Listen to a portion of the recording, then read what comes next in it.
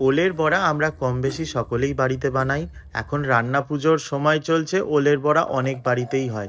তবে একবার নিরামিষ পদ্ধতিতে এইভাবে ওলের বড়া বানিয়ে দেখুন। প্রথমে ওলটাকে নুন আর হলুদ জলে সেদ্ধ করে নিন। বেশি সেদ্ধ করবেন না, তাহলে জল চ্যাপচ্যাপে হয়ে যাবে। তাই একটু খিচখিচা রেখে সেদ্ধ করুন। ওলটাকে ঠান্ডা করে মেখে নিন।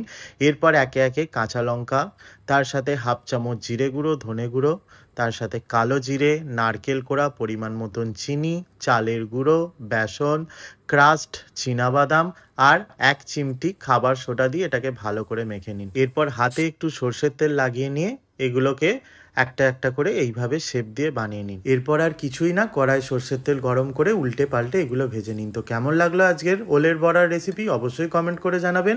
আর যারা আপনারা এখনো MBA ফুডওয়ালাকে সাবস্ক্রাইব বা ফলো করেননি, চটজলদি সাবস্ক্রাইব আর ফলো করে দেবেন। দেখা হচ্ছে নেক্সট ভিডিওতে। ততক্ষণ পর্যন্ত সকলে সুস্থ থাকুন, ভালো থাকুন।